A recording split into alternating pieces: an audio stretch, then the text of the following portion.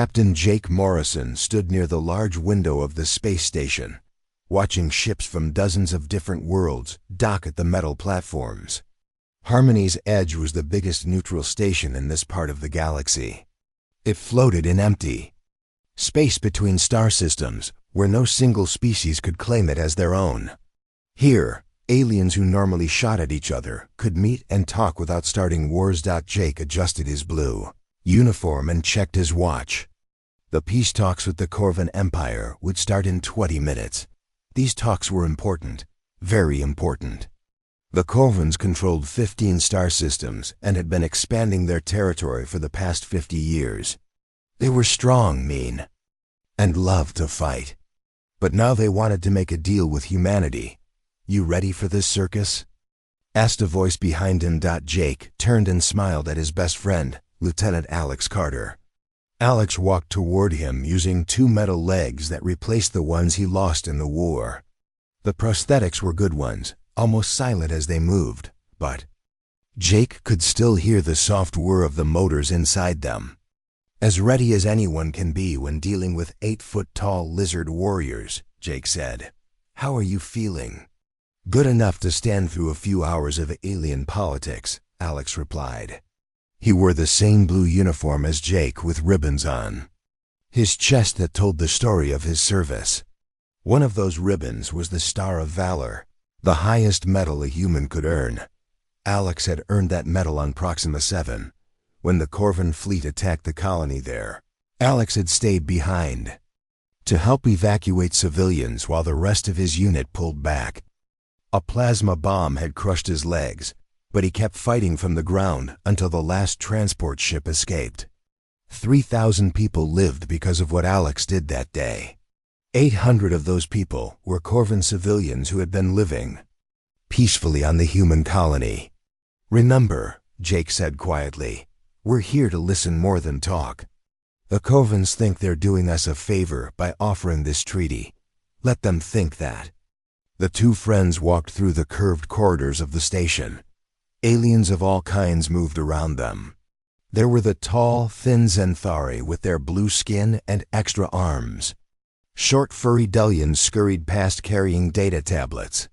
A group of rock-like granite stood in a corner, talking in voices that sounded like grinding stone.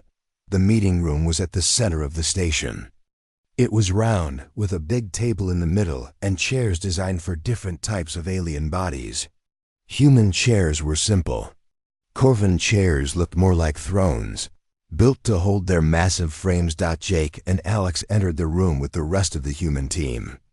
There were 8 humans total, including Dr. Emma Hayes, the team's alien culture expert, and Commander Ryan Torres, who knew more about space law than anyone Jake had ever met.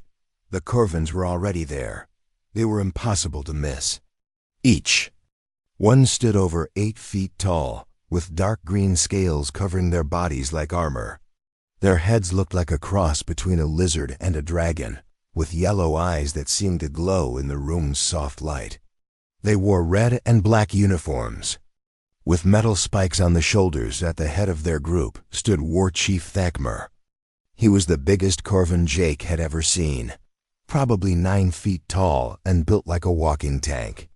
Scars covered his arms and face, each one a story of battles fought in one. When he smiled, his teeth looked like knives. "So," Thakmer said, in English that was surprisingly good, "these are the humans we've heard so much about." His voice was deep and rough, like rocks grinding together. The other Corvans behind him laughed, but it wasn't a friendly sound. Jake stepped forward and gave a small bow, the kind that showed respect without showing fear. "War Chief Thakmer, I'm Captain Jake Morrison. Thank you for agreeing to these talks, Captain Morrison," Thakmer replied, looking Jake up and down like he was examining a piece of meat. "I expected someone ... bigger." More laughter from the Corvan group. "Size isn't everything, War Chief," Jake said calmly. "Shall we begin?" They all took their seats around the big table. The talk started normally enough. Both sides presented their opening positions. The Corvans wanted access to human trade routes. And technology. The humans wanted guarantees that the Corvins would stop expanding into neutral space. For 2 hours, they went back and forth. Jake found himself impressed with Thakmer's intelligence. The war chief was crude and direct, but he wasn't stupid. He understood the details of what they were discussing. But then Alex shifted in his chair, and his metal leg made a soft clicking sound. Thakmer's yellow eyes locked onto the sound. His head turned toward Alex like a predator spotting prey. "What is that noise?" the war chief demanded. "My apologies," Alex said quietly. "Prosthetic leg, war injury." The room went silent. Every alien in the room was now staring at Alex. The Corvins looked confused, like they couldn't understand what they were seeing. "Prosthetic?" Thakmer asked slowly. "You mean ... fake legs?" "Yes, sir. Lost them in the Proxima 7 battle." Thakmer's confusion turned into something uglier. His eyes narrowed and his lip curled up to show those knife-like teeth. "Let me understand this," he said, his voice getting louder. "The humans sent a cripple to represent them in these talks?" Jake felt his chest tighten. Around the table, the other humans tensed up. Dr. Hayes put her hand on her tablet, like she wanted to throw it. "Lieutenant Carter is one of our finest officers," Jake said carefully. "He's here because of his experience and knowledge." "Experience?" Thakmer stood up from his throne-like chair. "Knowledge? He's a broken toy soldier. Look at him, clicking and whirring like a machine." The other Corvins laughed again, but this time it was mean and sharp. Thakmer wasn't done. He walked around the table toward Alex, his heavy footsteps echoing. "In the quiet room. On my world we put warriors like this out of their misery," he said. "It's kinder than letting them drag themselves around like broken animals." Jake started to stand, but Alex put a hand on his arm to stop him. "In battle," Thakmer continued, "the weak die so the strong can live. That's nature. That's right. But humans keep their broken pieces and parade them around like they're still useful." He leaned down toward Alex, bringing his massive head close to the human's face. "Tell me, little broken soldier, how many real warriors died to save your worthless life? How many whole men gave up their lives so you could sit here clicking and beeping at a peace table?" Alex's face went white. His hand started to shake. "That's enough," Jake said, standing up, but Thakmer ignored him. "You humans think you're so special, so noble, but you're just weak. You care more about your defective than your strong. That's why you'll never be real warriors. That's why you send broken toys to make deals with your betters." Alex stood up slowly, his metal legs making soft sounds as the motors adjusted his balance. He looked Thakmer in the eye. 3,000 people lived because of what happened to my legs, Alex said quietly. 800 of them were your people. My people? Thakmer laughed. If they were weak enough to need saving by a human cripple, then they deserved to die too. That was when Jake saw something break in his friend's eyes. Alex had carried the weight of that battle for 3 years. He'd told himself that losing his legs was worth it because he'd saved all those lives. But now the war chief of the very people he'd saved was saying those lives meant nothing. Alex sat back down and stared at the table. He didn't say another word for the rest of the meeting. The peace talks fell apart after that. The other humans were too angry to negotiate, and the Corvins seemed pleased with themselves. Within an hour, both groups were heading back to their ships. As they walked through the station corridors, Jake watched his friend.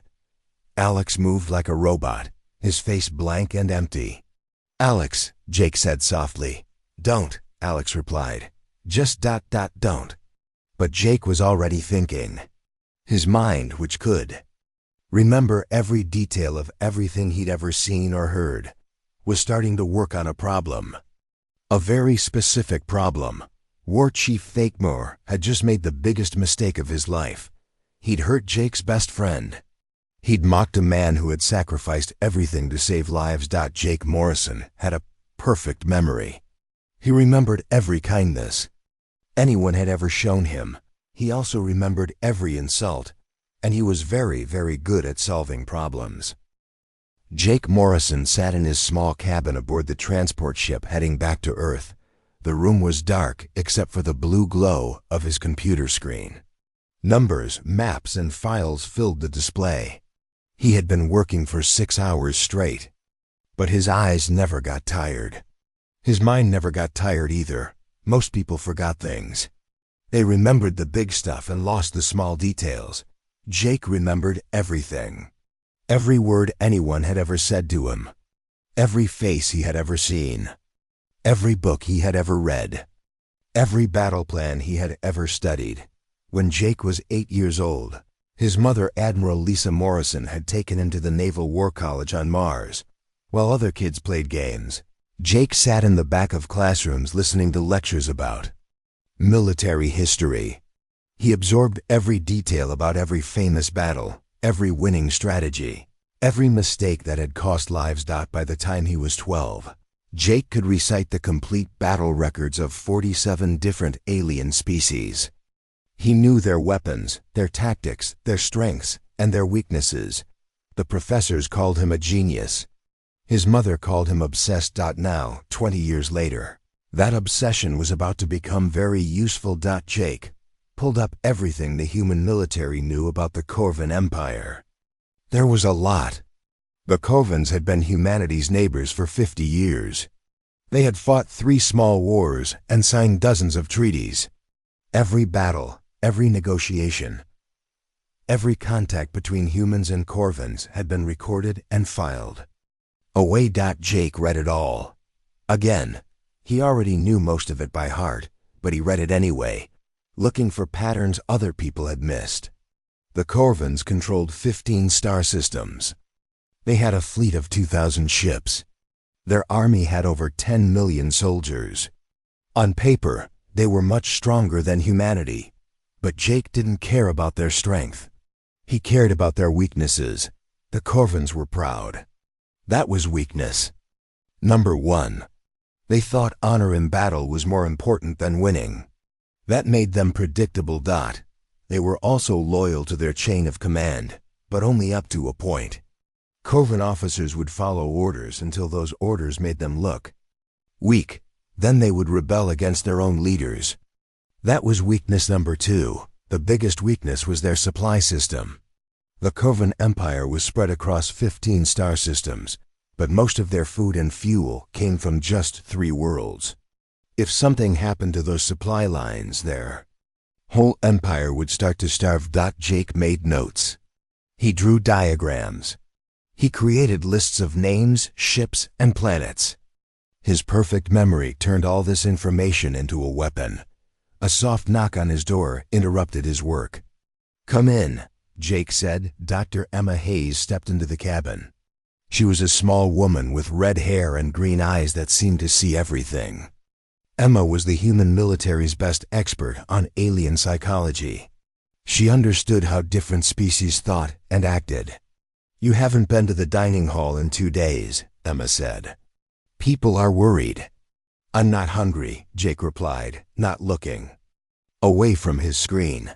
Emma walked closer and saw what he was working on. Maps of Corvan space, lists of Corvan ships, files on Corvan leaders. "Jake," she said carefully, "what are you doing?" "Research. This looks like more than research. This looks like you're planning something." Jake finally turned around in his chair. Emma had known him for 5 years.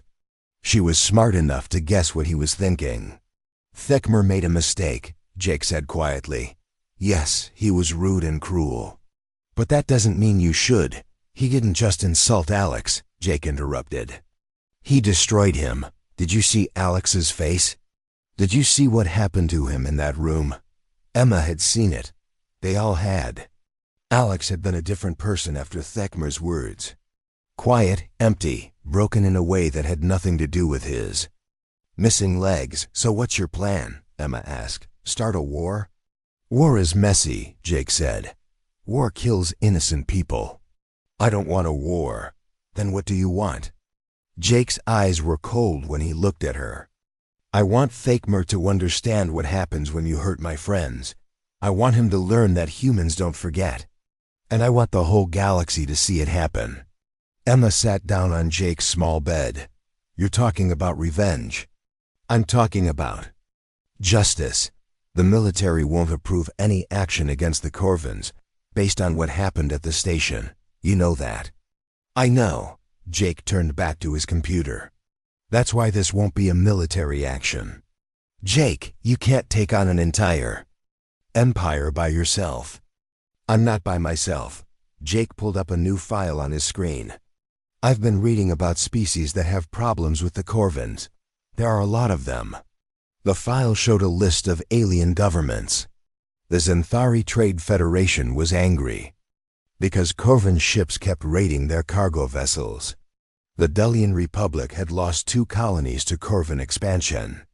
The Granite Collective had been fighting a border war with the Corvins for 30 years.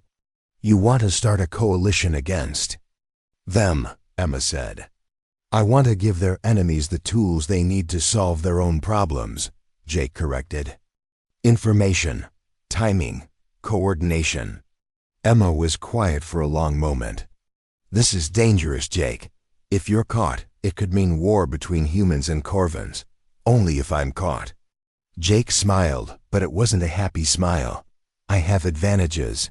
Such as, I remember everything. Every Corvin officer who has ever met a human diplomat. Every ship that has ever docked at a human station. Every message that has ever been sent between our governments.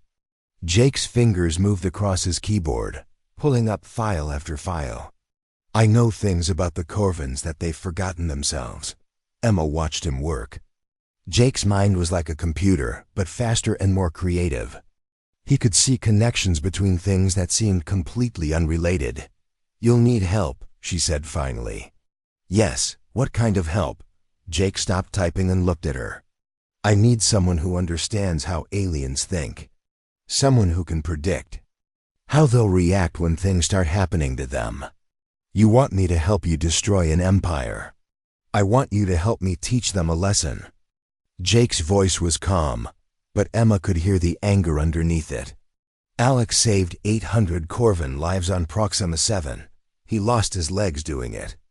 And Fakmer said those lives weren't worth saving. Emma thought about Alex. Before the peace talks, he had been getting better. He was starting to smile again, starting to believe that his sacrifice had meaning. Now he barely spoke to anyone. What about Commander Torres and Lieutenant Blake? Emma asked. Will you need them too? Torres knows logistics better than anyone in the fleet. If I'm going to disrupt Corvin supply lines, I'll need his expertise. Jake pulled up another file. Blake speaks 17 alien languages and understands their communication systems.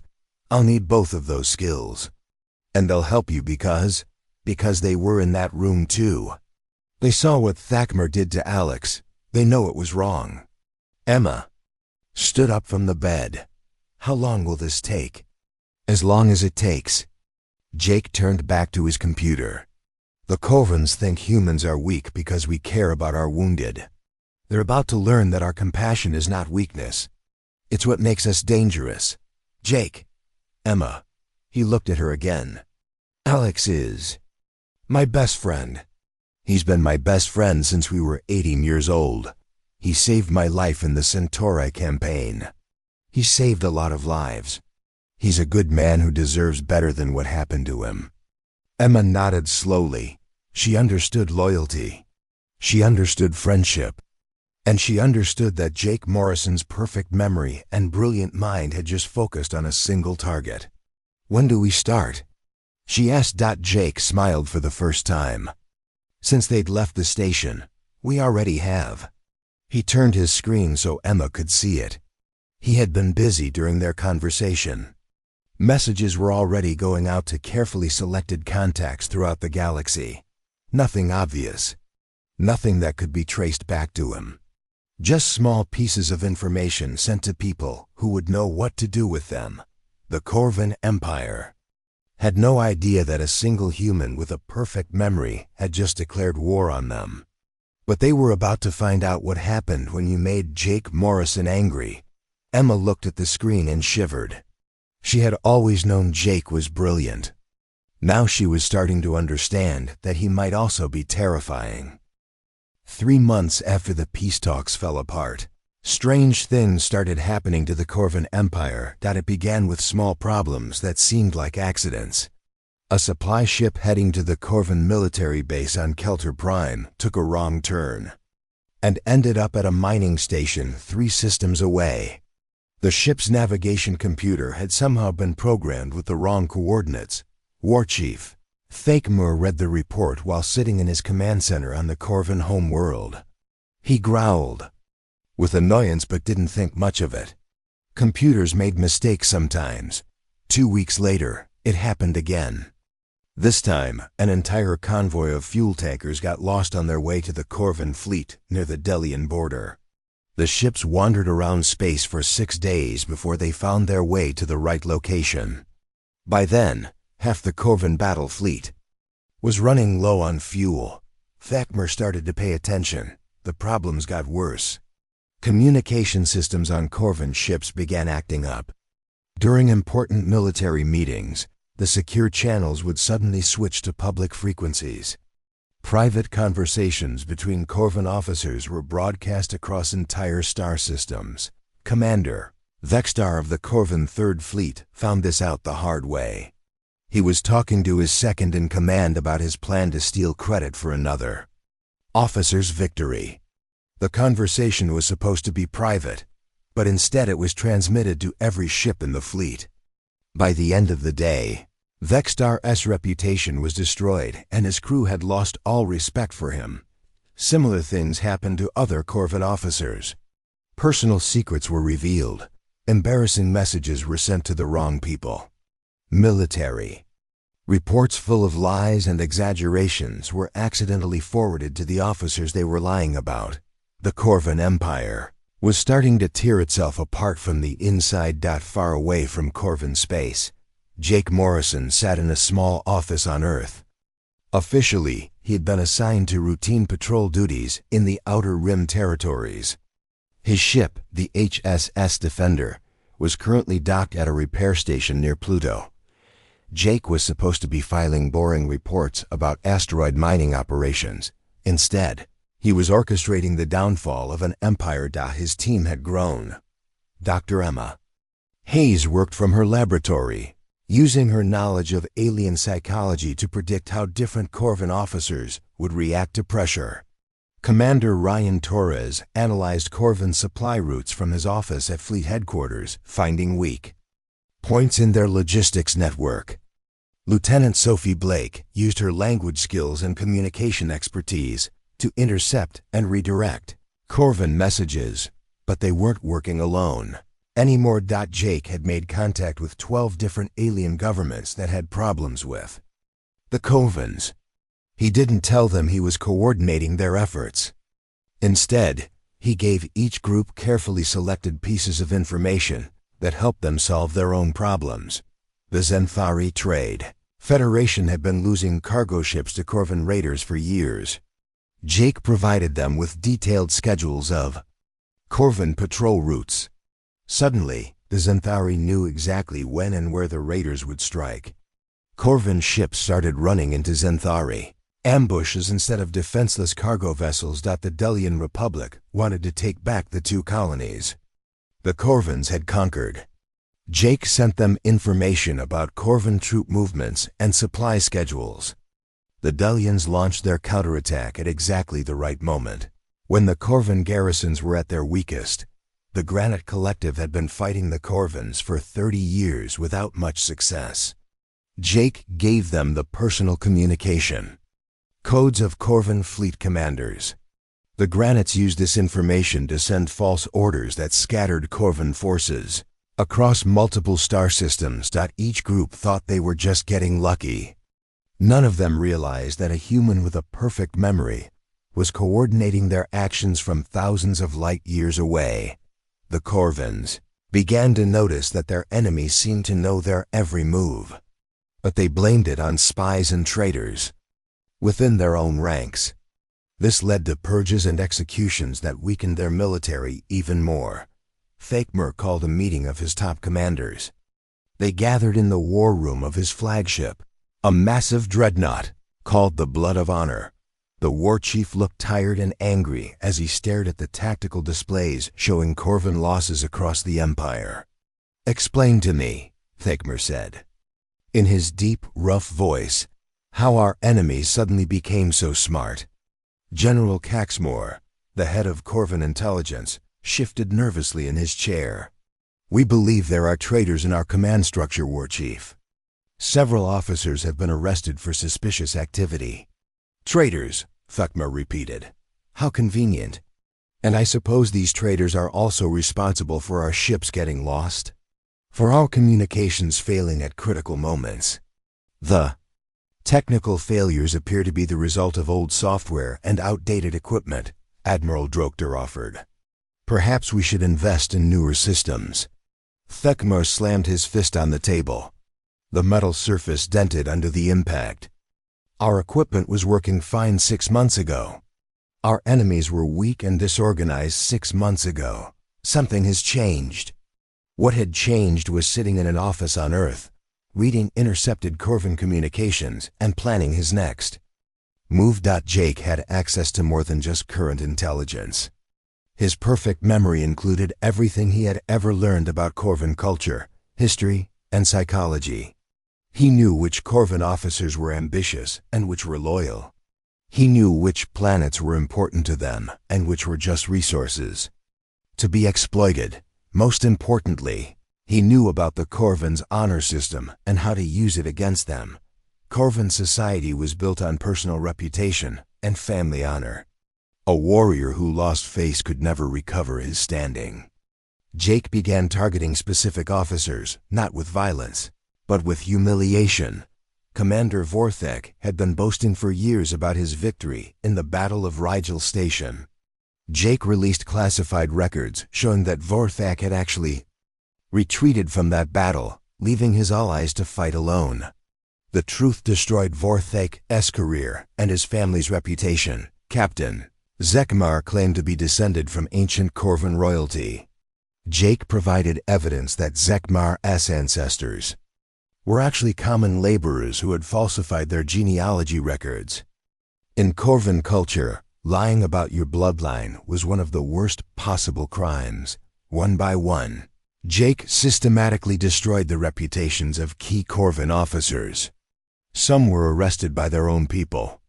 Others committed ritual suicide rather than live with the shame. A few simply disappeared, unable to face their disgrace. The Corvan military command structure began to collapse. Officers stopped trusting each other. Soldiers questioned their leaders. Entire fleets became ineffective as their crews spent more time fighting among themselves than fighting their enemies. Through it all, Jake remained completely invisible to Corvan intelligence. His communications were routed through dozens of different systems. His information came from sources the Corvans didn't even know existed. His timing was so perfect that every action looked like a natural consequence of Corvan mistakes and failures. But Jake was just getting started. He had spent months learning everything about Thakmer's personal history. The war chief had his own secrets, his own failures, his own sources of shame. Jake had been saving this information for the right moment. That moment was coming soon. Thakmer stood alone in his private quarters aboard the Blood of Honor, staring out at the stars. His empire was falling apart around him, and he didn't understand why. His enemies were winning battles they should have lost. His own officers were being exposed as traitors and cowards. His supply lines were failing, his communications were compromised, and his reputation was starting to suffer. For the first time in his life, the great war chief Thakmer was afraid. He had no idea that his fear was exactly what Jake Morrison wanted. The human who remembered everything was teaching the Corvan Empire a lesson about the price of cruelty. And the lesson was just beginning. In his office on Earth, Jake looked at a photograph on his desk. It showed him and Alex Carter in their dress uniforms, taken the day Alex received his Star of Valor medal. Alex was smiling in the picture, proud and confident.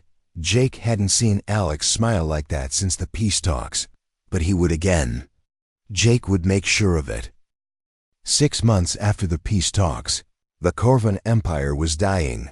Thakmar stood in the command center of his flagship, watching red warning lights flash across every screen. Half his fleet was stranded without fuel. A quarter of his remaining ships had computer systems that kept shutting down at random moments. His supply convoys were 3 weeks behind schedule, and no one could explain why. "Status report," he demanded. General Caxmore looked exhausted. Dark circles surrounded his yellow eyes, and his scales had lost their healthy shine. "War Chief, we've lost contact with the garrison on Kelter Prime.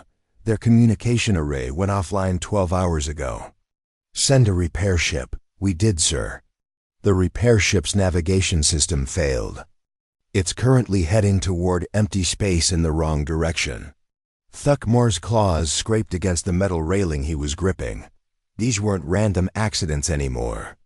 Someone was doing this to them, but who and how? The Zenthari had become bold, attacking Corvan outposts with weapons and tactics they'd never shown before.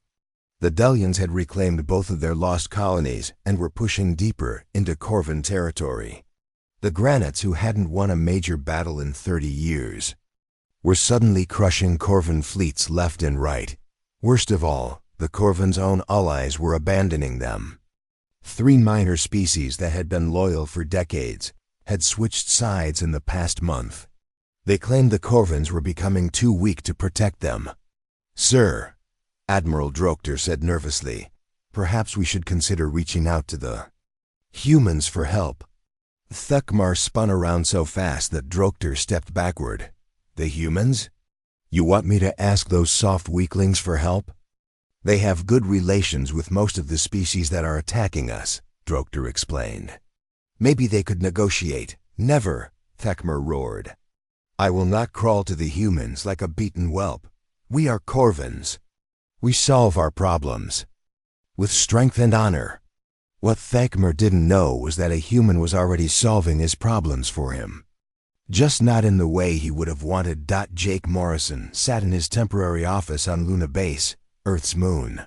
His official assignment was still patrol duty, but somehow he kept getting called away for special projects that nobody else seemed to know about. His commanding officers didn't ask questions.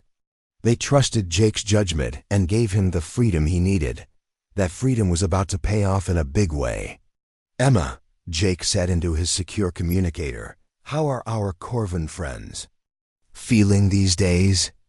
Dr. Emma Hayes was on a research station near Jupiter, officially studying alien behavioral patterns. "Paranoid, angry, and starting to panic," she replied. "My psychological model suggests they're about 2 weeks away from a complete breakdown in command structure." "Ryan, what's the status of their supply situation?" Commander Ryan Torres was aboard a cargo ship in the asteroid belt, officially inspecting mining operations. Their main supply depot on Corvar 7 is running out of food and medicine. The automated supply ships I've been redirecting should reach critical shortage levels in 10 days. "Sophie, are you ready for the next phase?"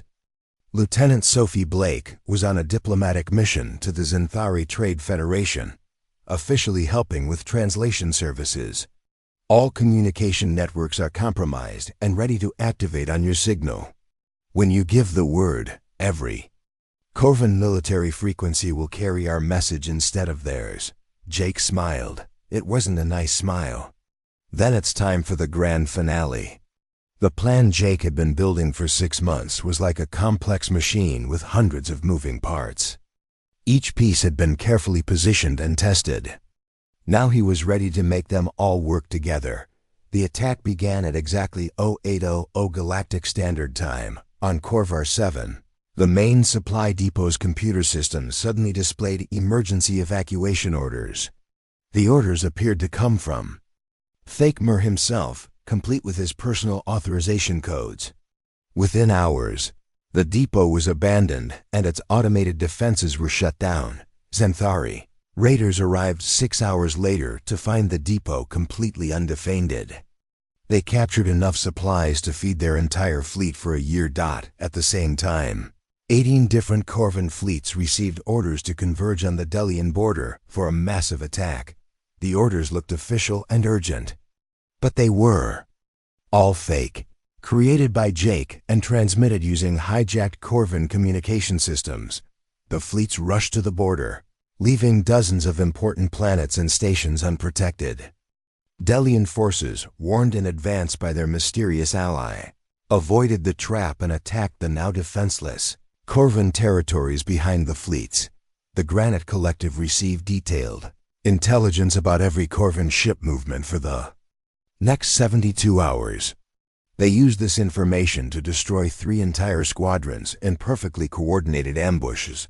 But Jake saved the best for last. At 1200 Galactic Standard Time, every Corvan communication channel in the Empire began broadcasting the same message. It wasn't a military signal or a propaganda broadcast. It was something much more personal. The message was a recording of Thakmar himself, taken from a private conversation he'd had with his intelligence chief 3 years earlier. In the recording, Thakmar was drunk and boasting about his victories. But he was also admitting to things that would destroy his reputation forever. He talked about abandoning his own troops during the Battle of Nexus Point to save his own life. He bragged about stealing credit for victories won by other officers. Most damaging of all, he laughed about how easy it was to fool the Corvan people with lies and propaganda. The recording played on every military frequency, every civilian channel, and every emergency broadcast system in Corvan space. Billions of Corvans heard their supreme leader reveal himself as a coward and a liar. Within hours, riots began on the Corvan homeworld. Military units refused to follow orders from officers loyal to Thakmar. 3 of the Empire's 15-star systems declared independence and formed their own governments. Thakmar tried to claim the recording was fake, but Jake had been too careful. The voice analysis matched perfectly. The background details were accurate. Even the timestamp proved the recording was real. The Corvan Empire, which had dominated this region of space for over a century, collapsed in less than 48 hours. Thakmar found himself trapped aboard his flagship with a crew that no longer respected him and allies who had abandoned him. His mighty fleet was scattered across dozens of star systems, fighting enemies that seemed to know their every weakness. For the first time, Thakmar began to suspect the truth. This wasn't random bad luck or the result of traitors in his ranks. This was too coordinated, too perfect, too thorough to be anything but a planned attack. But who could orchestrate something like this?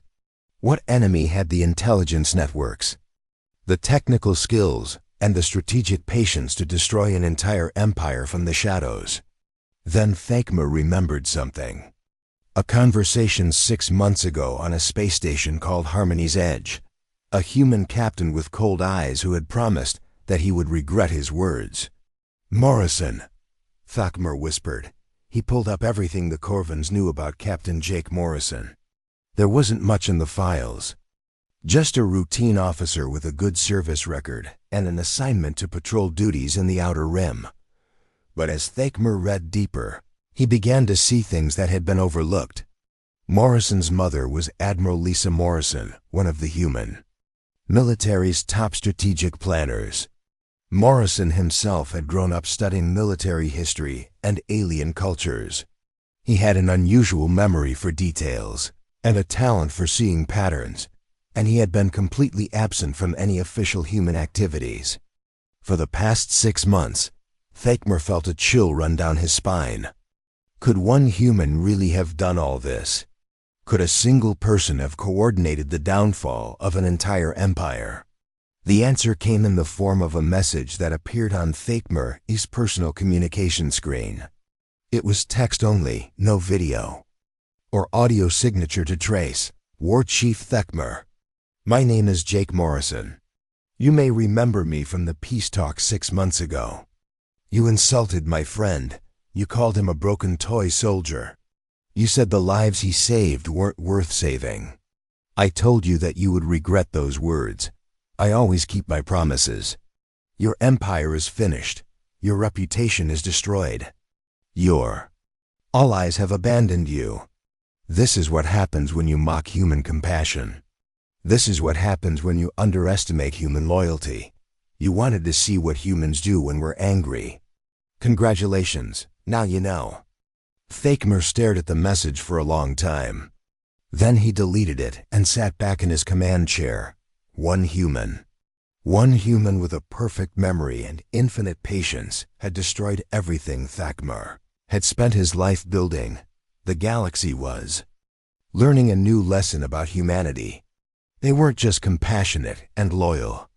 They were also terrifyingly intelligent and absolutely ruthless when someone they cared about was hurt.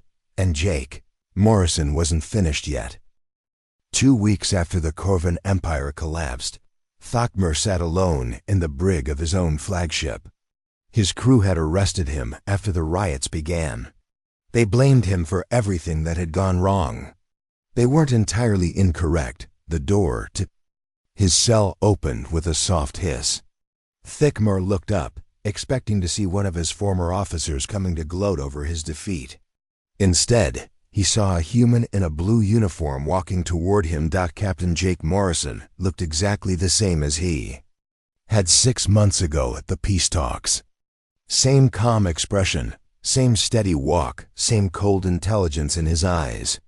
But now Thakmer understood what he was looking at. This wasn't just another human officer. This was the person who had destroyed an empire with nothing but patience and a perfect memory. War Chief Thakmer, Jake said politely. I hope your accommodations are comfortable. Thakmer stood up slowly. Even in defeat, he was still 9 feet tall and built like a tank. His claws could tear through metal, and his strength could crush a human skull like an egg, but he made no move to attack. What was the point? Jake Morrison had already proven that physical strength meant nothing against superior intelligence. You, Thakmer said in his deep, rough voice. You did all of this. I kept my promise, Jake replied. I told you that you would regret your words. One human destroyed my entire empire, not just me. I had help from your enemies. Turns out a lot of species don't like bullies. Jake stepped closer to the cell. But yes, I coordinated everything. I planned every attack, timed every move, and predicted every response. Thakmer's yellow eyes blazed with anger. Why? Your friend was weak, broken. In any warrior culture, the strong survive and the weak are cast aside. That is natural law. Alex Carter isn't weak, Jake said quietly. He's one of the strongest people I know. He lost his legs saving lives, including the lives of your own people. That makes him a hero, not a broken toy. Sentiment, Thakmer spat. Humans are too soft to understand real strength. Jake smiled, but it wasn't a friendly expression. You're about to learn something about human strength. I'm here to offer you a choice. What choice? You can spend the rest of your life in this cell, forgotten and disgraced.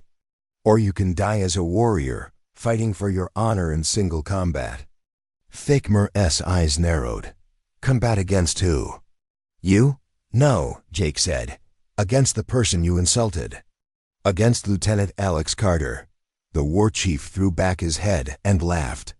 It was a harsh, mocking sound that echoed off the metal walls. The cripple? You want me to fight the human with the fake legs? That's not combat, that's execution. Is it? Jake asked. Alex has something you don't have anymore. He has something to fight for. Before Thakmer could respond, Jake touched a control panel beside the cell. The door slid open. The combat will take place in the main hangar bay, Jake said. Your crew is already gathered there. So are representatives from 12 different alien governments. This fight will be broadcast across the galaxy. Win or lose, everyone will see it. Thekmer stepped out of the cell. He could have grabbed Jake, could have snapped his neck in seconds. But he was curious now. Curious to see what the broken human thought he could do against a Corvan war chief. "What are the terms?" Thekmer asked. "Standard Corvan honor combat. No weapons except what you bring with your own body. Fight until one of you can't continue." Jake started walking toward the hangar. But there's one addition. Alex gets to use his prosthetics. After all, they're part of his body now. Thekmer followed, his heavy footsteps echoing in the corridor. This is suicide for him. Maybe, but that's his choice to make. They reached the hangar bay, and Thekmer stopped in surprise. Hundreds of beings filled the massive space. His former crew stood along the walls, watching with expressions of shame and curiosity. Alien diplomats sat in hastily constructed viewing areas, their cameras recording everything. In the center of the hangar, a circle had been marked on the floor. Standing at one edge of the circle was Alex Carter, but this wasn't the broken, defeated human Thekmer remembered from the peace talks. Alex wore a sleek, form-fitting suit of powered armor that integrated perfectly with his prosthetic legs. The armor was black with blue trim, and it hummed with barely contained energy. "What is that?" Thekmer demanded. "Human engineering," Jake replied. "We're very good at turning disadvantages into advantages." Alex looked up as they approached. His face was calm, but his eyes burned with determination. "Hello, Thekmer. Ready for that rematch?" Thekmer laughed again, but this time it sounded forced. "You think that mechanical suit makes you my equal?" "I think you're about to find out." Jake stepped between them. "The rules are simple. Stay within the circle. Fight until one of you yields or can't continue. Are you both ready?" Alex nodded. Thekmer flexed his claws and grinned, showing his knife-like teeth. "Begin," Jake said, and stepped back. Thekmer charged immediately, using his massive size and natural speed to close the distance. His claws reached for Alex's throat, expecting to end the fight in seconds. Alex wasn't there anymore. Powered armor had turned his prosthetic legs into something far beyond normal human capability. He leaped high into the air, flipping over Thekmer's charge and landing behind him. Before the war chief could turn around, Alex's armored fist slammed into his back. The impact sent Thekmer stumbling forward. He spun around, snarling with rage and surprise. How had the human moved so fast?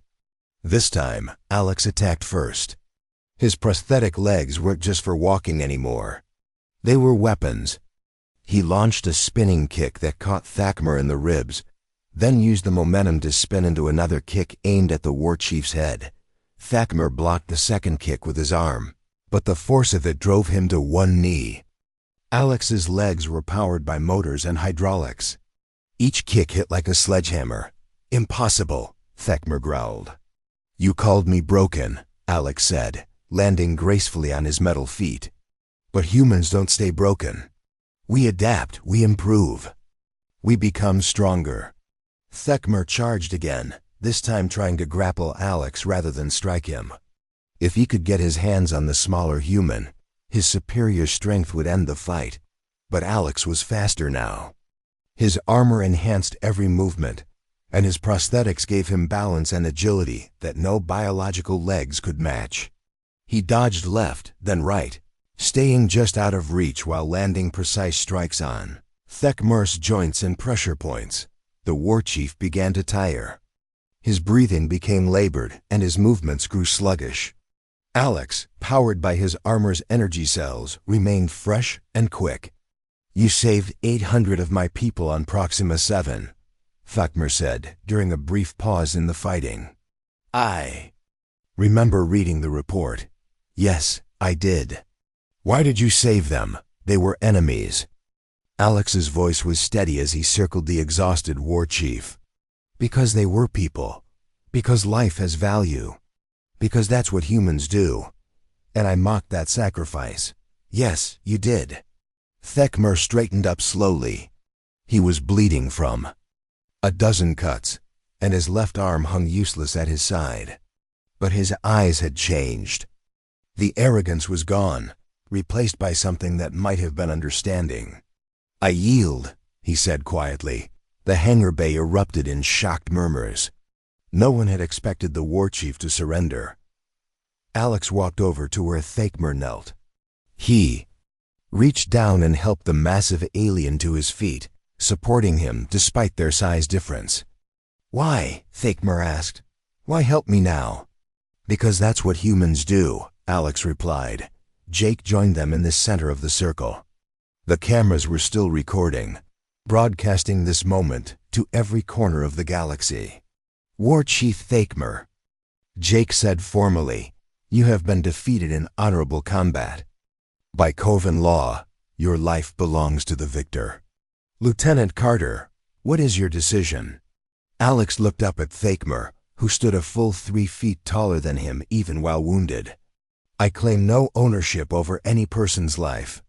Thakmer is free to go." The alien diplomats in the viewing areas began talking excitedly among themselves. They had witnessed something unprecedented.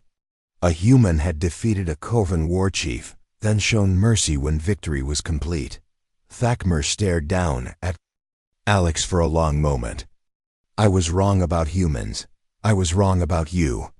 "Yes, you were. Your people, they are stronger than I understood." Alex smiled for the first time since the peace talk 6 months ago. It was the same confident, joyful smile Jake remembered from the old days. "We're strong because we care about each other," Alex said. "That's not weakness. That's what makes us dangerous when you threaten the people we love." Jake watched his best friend help their former enemy walk toward the medical station. Around them, alien diplomats were already sending messages to their governments. The story of this fight would spread across the galaxy within hours. Humanity had made its point. They were loyal, compassionate, and caring. But they were also patient, intelligent, and absolutely ruthless when defending their friends. The galaxy would remember this lesson for a very long time. Later, in the quiet of Jake's quarters, Alex sat down heavily in a chair. His armor was powered down and his prosthetic legs extended in front of him. "Thank you," Alex said quietly. "For what?" "For reminding me who I am. For showing me that my sacrifice meant something. For proving that humans don't abandon their friends." Jake sat down across from him. "That's what friends do, Alex. That's what humans do." Alex smiled again, and Jake felt something tight in his chest finally.